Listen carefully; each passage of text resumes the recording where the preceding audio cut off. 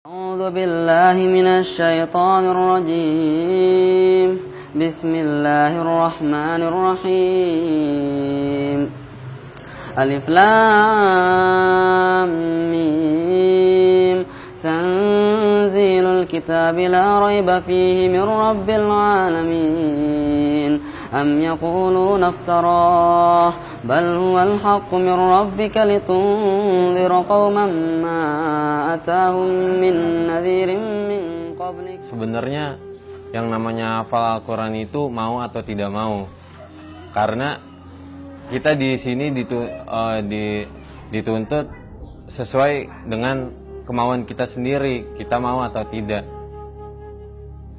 Menurut saya, salah satu motivasi untuk saya menghafal Al-Quran yaitu agar saya bisa dekat dengan Allah.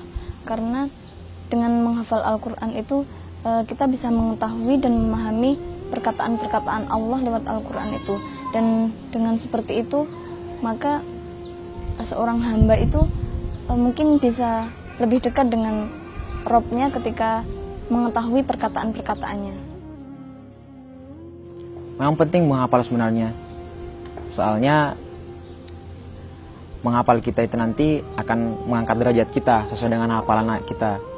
Jadi makanya sangat penting, dan itu berpengaruh untuk masa di dunia dan di akhirat insyaallah. Sebenarnya sih hanya satu gitu, yaitu membahagiakan orang tua. Kenapa orang tua kita harus dibahagiain? Karena sampai seumur detik ini pun perasaan saya untuk membahagiakan orang tua itu nggak ada gitu. Apa sih yang bisa dilakukan dari seorang anak muda seperti saya gitu?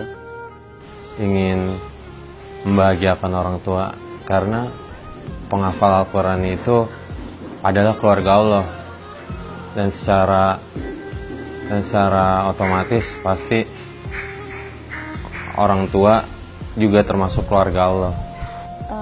Setelah menghafal Al-Quran ini, menurut saya itu dituntut untuk lebih baik lagi, karena sudah mengetahui perintah dan larangan Allah. Setidaknya kita tuh ada usaha untuk menjalankan apa yang telah kita ketahui dari Al-Quran yang telah kita hafal. Kita sebenarnya sebagai umat Islam sendiri, apalagi sebagai pemuda, seharusnya selain menghafal Al-Quran juga tahu akan kandungannya dengan artinya, kemudian bisa kita aplikasikan juga. Karena kalau misalkan kita bisa memahaminya juga, kita bisa mempraktekannya di kehidupan kita sehari-hari. Ini adalah tempat untuk menghafal Quran sebenarnya. Kemudian kita berpikir bahwa Al-Quran itu adalah kitab yang penuh berkah yang diturunkan oleh Allah melalui Nabi Muhammad SAW kepada manusia. Afala yatadabbaruna Al-Quran am ala qulubin aqfaluha. Allah mengatakan dalam surat Muhammad, ya, mengapa kamu membaca Al-Quran tapi kemudian hati kamu terkunci, ya. Nah, jadi di Kriyat Quran insya Allah kita bercita-cita ketika anak-anak ini, para santriwati dan santri ikhwan dan akhwat itu menghafal Quran, mereka kemudian bisa menjalankan Quran itu dalam kehidupan sehari-hari.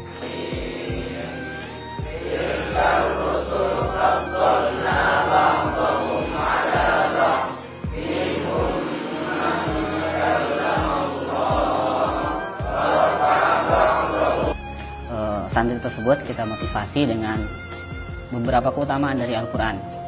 Seperti Rasulullah SAW sabdakan, khairukum man ta'allama al-Quran wa 'allamahu. Sebaik-baik kalian adalah orang yang mempelajari Al-Quran dan mengajarkannya. Dengan hadis ini tentunya si santri tersebut insya Allah akan sedikit termotivasi gitu kan. Coba menghafal satu ayat satu hari, enak rasanya. Pertama sih mulai boring, mulai bosan. Kayak aduh, susah masuk menghafal. Kan tapi lama-lama rasanya pertama cuma dapat satu hari satu halaman, 3 bulan kemudian dapat 1 lembar, dan seterusnya 6 bulan kemudian bisa dapat 2 lembar. Itu karena sudah keasik gitu. Makanya coba aja dulu, itu yang paling penting. Kenapa sih Ustazah gitu kan? Padahal saya rajin menghafal gitu kan, dari bangun tidur sampai mau setoran tuh baca Quran terus gitu. Tapi kenapa saya cuma dapat 1 halaman gitu kan? Terus ya saya bilang ya sabar aja gitu ya. Tiap orang kan berbeda gitu ya. Tidak tidak sama antara si A dan si B gitu ya. Nah, tapi alhamdulillah dengan seringnya kita komunikasi, semangatnya untuk menghafal masih terus berlanjut. Bahkan sekarang bisa sampai 3 halaman ya. Awalnya saya pernah berpikir sebelum berniat untuk menghafal Al-Quran, menurut saya menghafal Al-Quran itu adalah pekerjaan yang sangat sulit sekali. Apalagi saya melihat Al-Quran segini tebalnya. Apakah mungkin orang manusia biasa seperti saya ini bisa menghafalkan Al-Quran 30 juz? Tapi setelah saya coba-coba untuk sering membaca Al-Quran dan mencoba sedikit demi sedikit menghafal, ternyata menurut saya Al-Quran itu nggak sesulit apa yang saya kira. Dan saya yakin saya bisa menyelesaikan hafalan 30 juz. Dapat hikmah. Kalau apabila misalnya nggak bisa masuk, cari inspirasi yang lain, cari tempat-tempatnya, sehingga melupakan kita dengan ayat tersebut, ayat-ayat yang nggak bisa masuk itu. Akhirnya pas udah teriak, udah keluar semua kan, frustasi semuanya, pas menghafal, alhamdulillah lancar, seperti itu. Hambatan banyak. Kenapa banyak? Karena saya emang backgroundnya bukan dari awal pesantren gitu. Dari pertama SD, SMP, SMA, semua negeri. Begitu ketika masuk pesantren Geria Quran ini, ada terasa beban berat. Yang pertama saya rasakan adalah sulit menghafal. Bagaimana dibilang sulit?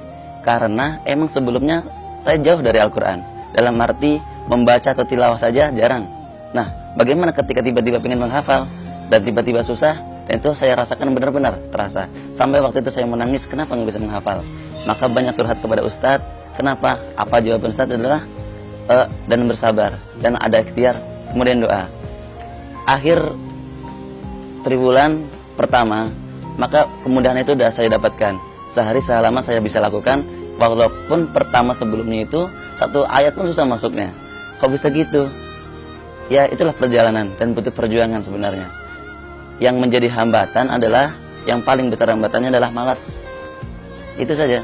Tapi apabila kita rajin, oh ya udah, maka apapun yang terjadi, susah pun ayat itu ya mudah aja.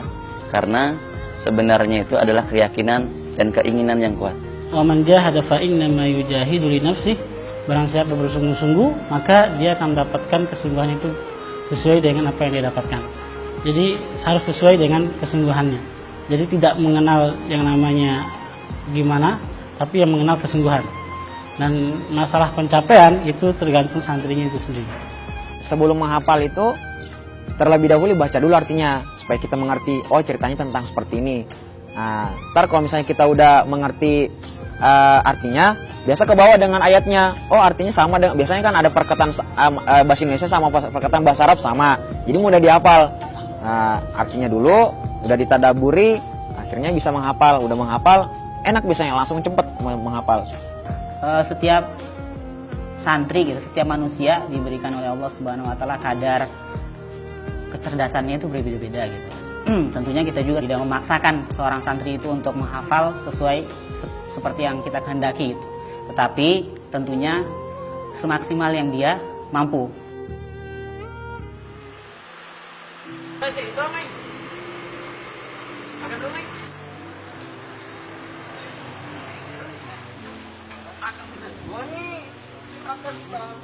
Orang-orang beriman itu bersaudara, sehingga di Geria Quran antara asatis dan antara santri itu tidak ada yang membedakan, sehingga mereka mengeluhkan apa saja mereka akan ngomong langsung kepada asatisnya. Dan begitu pun asatis ketika mendapatkan santrinya mungkin hari ini futur, hari ini mereka malas, hari ini mereka jenuh, langsung ditanyakan kepada santri yang berkaitan, sehingga satu sama lain itu saling melengkapi. Memberikan solusi ya bagi para santri yang merasa jenuh dengan menghafal Al-Quran, yakni yang pertama kita terus memotivasi mereka ya, memotivasi bagaimana untuk tidak futur, tidak down. Kemudian kita juga punya rekreasi, misalnya semacam tahun baru itu kita mengadakan malam bina iman dan takwa. Itu pernah di Masjid At-Tin Taman Mini dan di Masjid di Bank Indonesia, kami juga memberikan semacam tambahan pelajaran, ya. Jadi bukan melulu untuk menghafalkan Al-Quran, tapi kita juga punya program yang lain semacam pelajaran fikih, hadis, dan juga sakofah Islamiyah. Kemarin sih dalam program itu ada kursus bahasa Inggris, kursus menyetir mobil. Nah, jadi yang program-program di luar Al-Quran. Terus perpustakaan juga ada gitu untuk menambah wawasan lain anak-anak di sini. Kami juga punya program semacam olahraga, ya. Jadi ada futsal, ada bulu tangkis, ada sepak takraw, ada tenis meja, kemudian juga ada senam. Tentunya ketika ada santri yang melanggar gitu ya, ada santri yang tidak taat kepada aturan, kita punya aturan sendiri juga gitu ya, yang mana bahwa aturan ini berlaku bagi semua santri gitu. Kalau mereka melanggar, maka kita berikan sanksi tersebut. Misalnya kalau secara aturan si santri enggak setora hafalan gitu dalam hari itu, tentunya itu akan dipanggil gitu kan, seperti itu, diberikan peringatan dulu gitu, kenapa dan sebagainya, kemudian kita motivasi. Kalau masih juga tidak bangkit gitu, tidak termotivasi, maka kita berikan peringatan gitu kan, seperti itu, peringatan tertulis, bahkan mungkin kita telepon orang tuanya. Tetapi kalau misalnya dengan seperti itu juga masih nggak bisa, ya apa boleh buat, kita akan bertindak untuk mendeonya.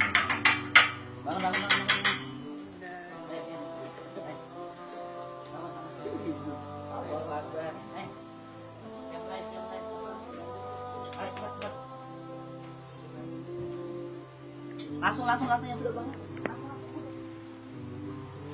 Langsung duduk. Bangun. Bangun. Tidak manja.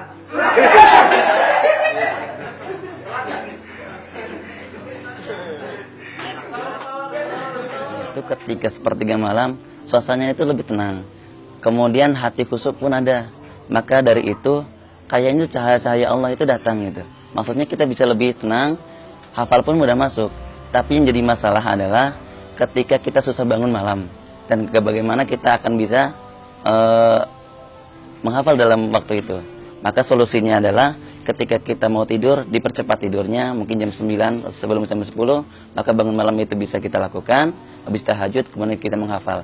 Maka mungkin habis subuh bisa kita storin dengan lancar insya Allah. Sebenarnya setiap triwulan gitu ya, ketika diumumkan prestasi santri-santri hasil ujian mereka gitu ya, kita berikan reward gitu ya bagi mereka-mereka yang 3 besar gitu, putra-putri gitu, seperti itu. Dan banyak bermacam-macam, ada berupa ya bingkisan dan sebagainya gitu ya. Ini tentunya untuk memotivasi yang agar mempertahankan gitu semangatnya, dan akan memotivasi juga yang teman-temannya yang lain untuk bisa berkompetisi gitu, seperti fastabiqul khairat. Soalnya ibu saya kan lagi sakit. Nah, jadi kalau ada kabar dari ibu lagi sakit, ya sering pikiran ibu gitu.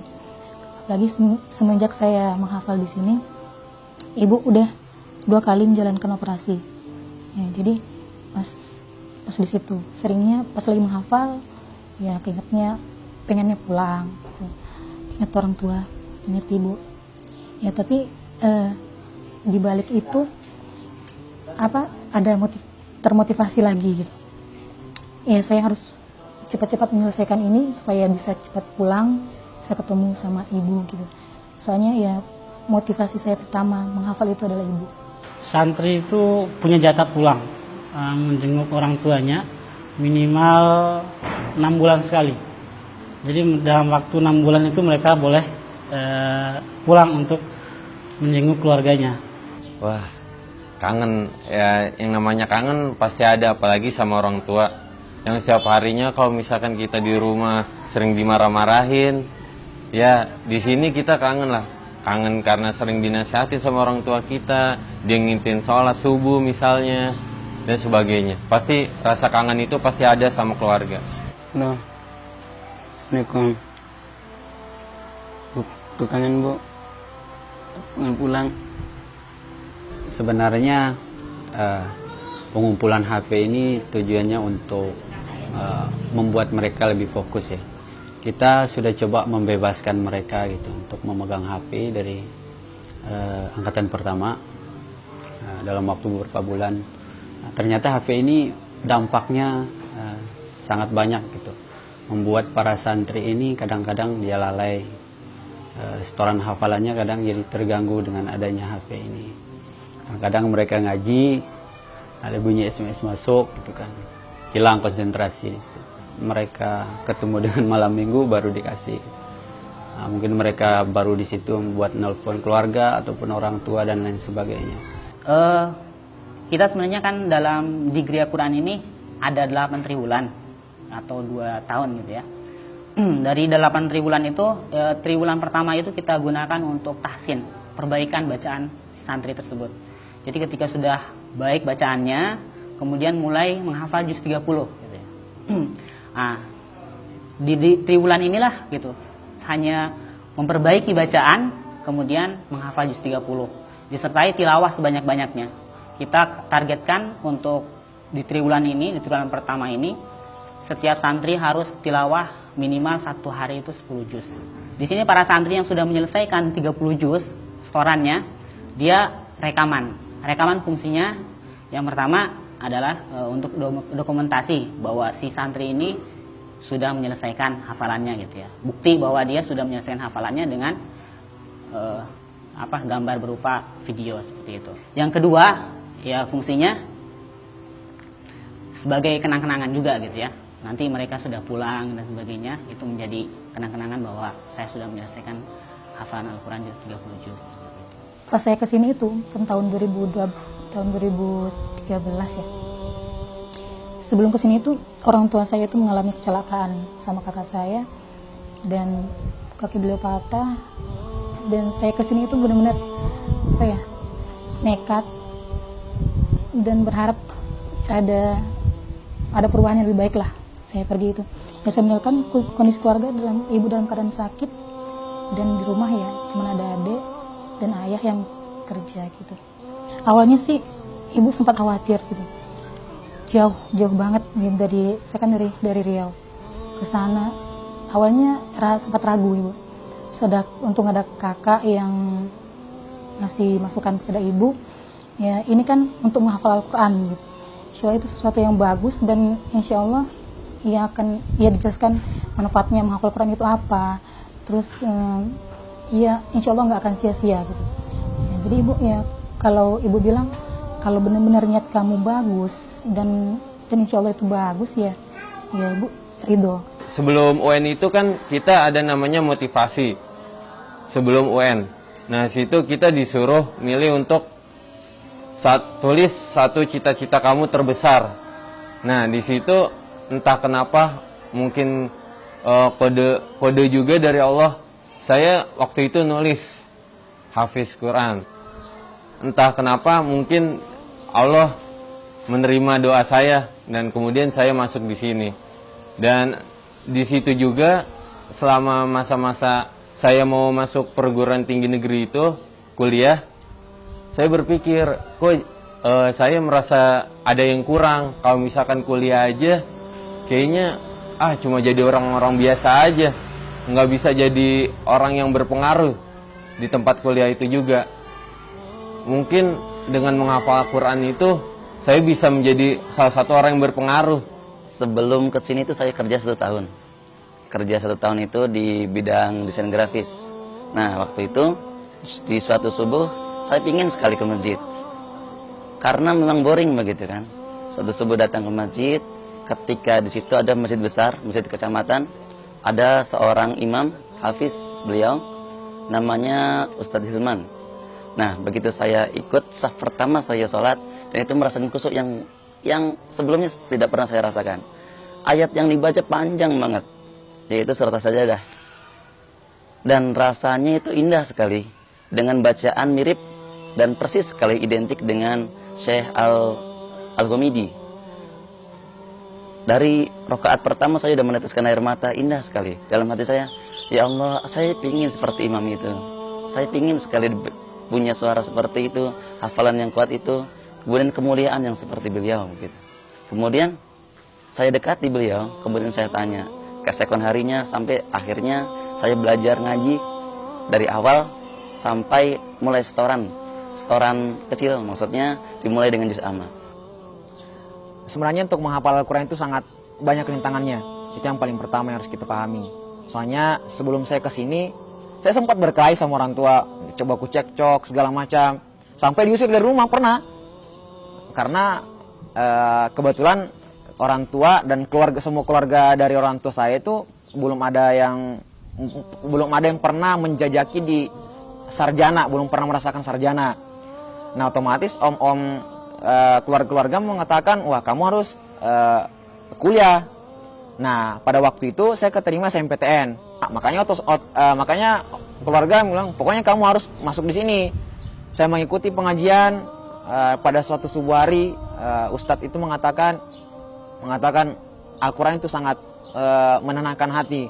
Langsung cahaya dalam hati saya itu langsung bersinar gitu. Wah pokoknya saya harus menghafal gitu. Udah akhirnya orang tua nggak mungkin itu, saya pergi ke Ustadz saya pergi ke rumah saya untuk membujuk orang tua saya, akhirnya saya bisa pergi.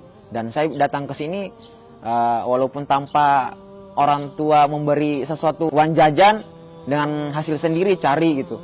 Soalnya tapi alhamdulillah orang tua bisa mengerti sekarang. Ternyata Al-Quran itu sangat penting.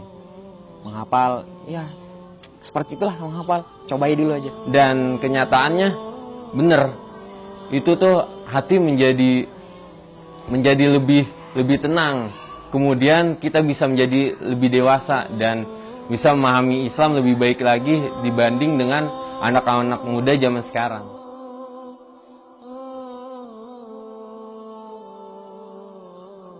A'udzu billahi minasy syaithanir rajim.